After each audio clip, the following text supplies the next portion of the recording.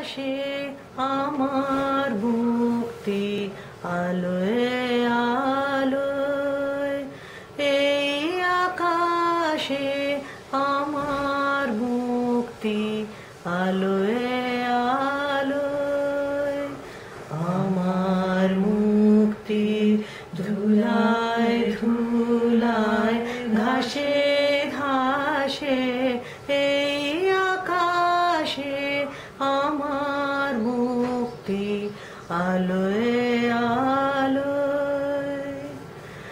দেহ মানে সুদূর পারে हारिए फेले। कल्पना ताई, आपसे मिलके बहुत खुशी हुई। आपके बारे में बहुत सुनी मैंने, तो आज थोड़ा सबको बताना है चाहिए क्या आपका अचीवमेंट्स क्या है।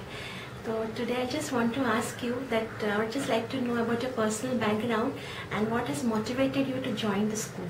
वैसे मेरा एजुकेशनल बैकग्राउंड तो बहुत ही अलग है। बीकॉम एलएलबी मैंने किया, लेकिन उस लाइन में कोई मुझे इंटरेस्ट रुचि नहीं थी। तो फिर मैं जब बॉम्बे से पूना शिफ्ट हुई तो पूना आने के बाद मैंने बाल भवन का एक ट्रेनिंग कोर्स किया, और ट्रेनिंग कोर्स के बाद मैं जब बाल भवन मैंने ज्वाइन किया तो मुझे पता चला कि मुझे बच्चों के एक्टिविटीज में बहुत इंटरेस्ट है। बच्चों के साथ काम करना ही है मुझे, ये तय किया और फिर बाल भवन ज्वाइन किया। वैसे बाल भवन तो रिक्रिएशन सेंटर था, और बाल भवन में काम करते करते ऐसा पता चला कि अपने अंदर बहुत चीजें ऐसी है कि जो बच्चों के साथ खुलकर बाहर आ रही है। तो जैसे मेरा ही एजुकेशन चल रहा था तो बहुत सारी चीजें बाहर आ रही थी। तो उसके बाद फिर मैंने अलग अलग प्रकार के बच्चों के साथ काम करना चालू किया। उसमें फिर स्कूल में काम करना चालू किया। मानव्य करके एक संस्था है, वहाँ HIV पॉजिटिव बच्चे, वहाँ मैं जाने लगी। महिला सेवाग्राम करके एक इंस्टीट्यूट है जहाँ ऑर्फन बच्चे हैं, वहाँ भी मैंने जाना चालू किया, और इन सबके साथ फिर काम करना मैंने चालू किया। To know what are the methods, what are the techniques that you are using?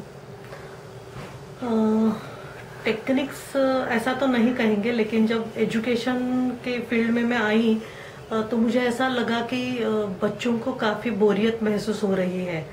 बच्चों को हमें प्रेशराइज करना पड़ता है पढ़ने के लिए, तो ये बात तो सच नहीं है। तो ऐसा क्यों है? जब हम बचपन से ही कुछ भी सीखने के लिए इतने अंदर से मोटिवेटेड है, तो एजुकेशन में आने के बाद, स्कूल में आने के बाद ये क्यों हो रहा है? इसके लिए मैं पढ़ने लगी काफी चीज एजुकेशन के बारे में। तभी मैंने कृष्णमूर्ति को पढ़ा, टैगोर को पढ़ा, गांधी जी को पढ़ा, विनोबा जी को पढ़ा, और एजुकेशन के बारे में जितना भी था पढ़ रही थी। तो पता चला कि अपना एजुकेशन बहुत क्लासरूम टाइप ओरिएंटेड हो गया है, उसमें बंद हो गया है। और एजुकेशन तो ऐसा नहीं होना चाहिए, क्योंकि हर जगह सीखने के मौके हैं। तो क्या हम करेंगे कि जिससे बच्चे खुद ब खुद सीखने के लिए राजी होंगे? तो मुझे तो एटमॉस्फेयर क्रिएट करना है, और बहुत सारी चीजें हैं कि जो मैं एजुकेशन में अपने क्लासरूम के पीरियड में ही ला सकती हूँ। तो इसलिए हमने स्कूल में ओपन बहुत स्पेसेस हैं कि जहाँ हम जाके बच्चों को पढ़ा सकते हैं। तो अगर एक पोएट्री पढ़ा रहे हैं तो मुझे अगर लगता है कि इसमें बहुत अच्छा गाना हो सकता है, इसको ट्यून अच्छी हो सकती है, तो हम गा के सीखते हैं। गाने के बाद अगर ऐसा लगता है कि इसमें ड्राइंग अच्छा हो सकता है तो बच्चे ड्रॉ करते हैं, या डांस होता है तो डांस करते हैं। कोई लेसन है उसमें अगर लगता है कि ये तो स्टोरी अच्छी है, इसमें ड्रामा का इनपुट अगर है इसके अंदर, तो हम ड्रामा कर सकते हैं। और बाद में ये ध्यान में आया कि इस प्रकार से जब हम पढ़ते हैं तो एक तो चीज बहुत अच्छी तरह से समझ में आती है, और दूसरा फिर ये बच्चे बैठने के लिए तो उनको अच्छा नहीं लगता है ना, जब एक्टिविटी होती है तो बच्चों को बहुत अच्छा लगता है, और फिर एजुकेशन इंटरेस्टिंग लगता है। स्कूल में ये किया है कि इसको जैसे लाइफ स्किल्स हम बोलते हैं, या जीवन शिक्षण है, तो उससे काफी इसको जोड़ दिया है। ये सिर्फ क्लासरूम में बंद नहीं रहेगा। पूना से जो भी काफी अच्छे लोग हैं, अच्छे लेखक हैं, आर्टिस्ट हैं, वो स्कूल में आते हैं। बच्चे बहुत लोगों की इंटरव्यू वगैरह लेने के लिए जाते हैं, ताकि जैसे कॉरपोरेटर है पूना के, तो वहाँ कॉरपोरेशन में जाएंगे, उनकी इंटरव्यू लेंगे, वो भी करते हैं।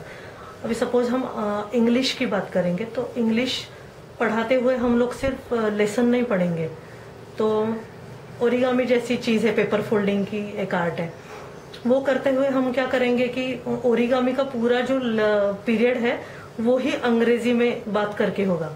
या फिर हमें आज सपोज इडली सांभर बनाना है, तो इडली सांभर बनाते हुए पूरा इंस्ट्रक्शन इंग्लिश में होगा। हाँ, तो बहुत इंटरेस्टिंग हो जाता है। I'd like to know more about the life skills that you use in the teaching techniques. School में जैसे अभी मैथमेटिक्स है और थोड़ा जो आर्थिक व्यवहार के बारे में हम लोग जो करते हैं बड़े लोग, उसका एक एजुकेशन देने के लिए और मैथमेटिक्स प्रैक्टिकली समझने के लिए हमारे यहाँ एक बिजनेस सिटी कैरी करते हैं, कंडक्ट करते हैं, उसको दुकान जत्रा कहते हैं। तो बच्चे अलग अलग प्रकार से चीज़ें अपने हाथों से बनाते हैं, जैसे लैंप बनाएंगे या बीड्स की माला बनाएंगे या फिर कोई जैसे भेल भी बनाते हैं। तो ये सब करते हैं। तो पहले तो चीज़ें बनाएंगे, 2-3 महीने ये सब चलता है। ये सब करने के बाद फिर लोन लेंगे, पहले ही लोन लेते हैं एक्चुअली चीज़ें खरीदने के लिए भी। तो लोन लेंगे, बैंक के पास से जाके लोन लेंगे। लोन लेने के बाद फिर हर एक का अपना स्टॉल होगा, अपने प्रोडक्ट की एडवर्टीजमेंट करेंगे और पेरेंट्स को बुलाते हैं उस दिन खरीदी करने, परचेसिंग के लिए पेरेंट्स आते हैं। और फिर परचेसिंग होता है तभी बच्चा खरीदी करने के लिए जो बोलना पड़ता है वो सब बोलता है और अपना माल फिर उसका पूरा गणित करेंगे वो लोग कि कितना खर्चा आया, मैंने क्या क्या लाया, कितना खर्चा किया और मैंने कितने में वो बेचा, उसमें से मुझे प्रॉफिट कितना हुआ और उसमें से बैंक का लोन वापस करना। यहाँ तक की प्रोसेस वो बिजनेस सिटी में हो जाती है। तो बहुत ही बच्चों को बहुत राह देखते हैं ये बिजनेस सिटी की। Would you like to share something about your family and your 2 daughters who are into organic farming? Aditi और अपूर्वा 2 मेरी लड़कियां हैं, बच्चियां हैं और वो एक ने MSc किया है सस्टेनेबल डेवलपमेंट में, दूसरी ने अपूर्वा ने BA किया है फिलोसफी में।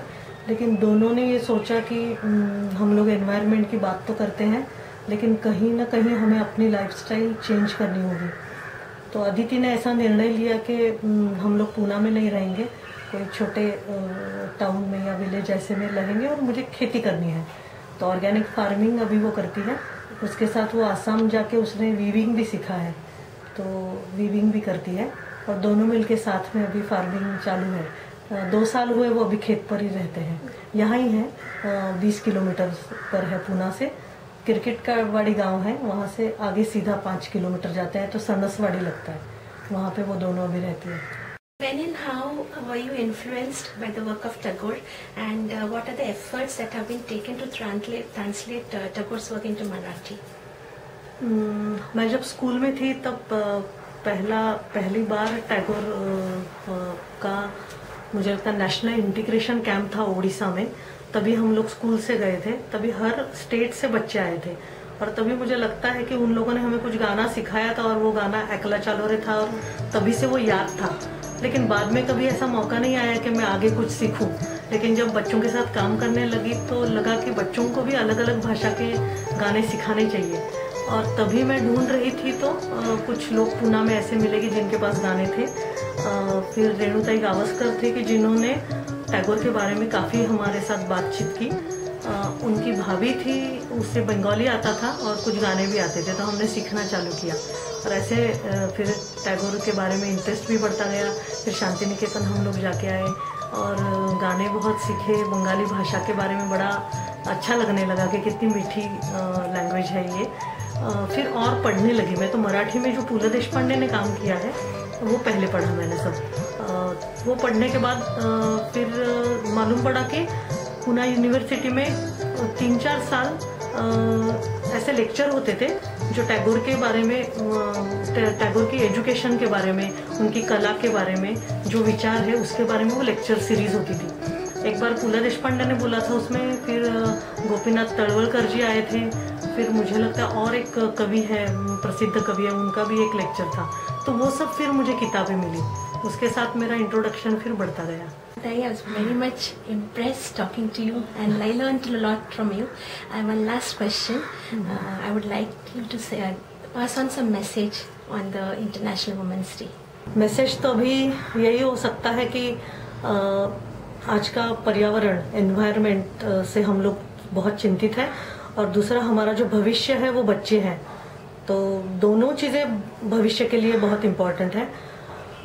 एज अ महिला होने के नाते हमने पुरुष के साथ कंधे में कंधा मिला के काम किया है और हर फील्ड में औरत ने ये प्रूव किया है कि वो काम कर सकती है। लेकिन ये सब प्रोसेस में बहुत ज़्यादा परफॉर्मेंस कंपटीशन ये हो गया है और स्त्री का जो एक वुमनहुड है या स्त्री तत्व हम कहते हैं, उस तत्व की तरफ अभी हमें ज़्यादा ध्यान देना पड़ेगा। वो यूनिकनेस जो है हमारे अंदर, मदरहुड है, प्रोटेक्शन ऑफ एनवायरनमेंट है, ये सब के बारे में महिला अगर हाथ में लेती है ये काम, तो अपना भविष्य बहुत ज़्यादा उज्जवल होगा, ऐसा मुझे लगता है। तो हमें अभी हमारी यूनिकनेस जो वुमनहुड है उसकी तरफ ध्यान देना चाहिए, ऐसा लगता है। Glad to meet you and thank you, and your talk and your message is a great inspiration to all of us. Thank you very much.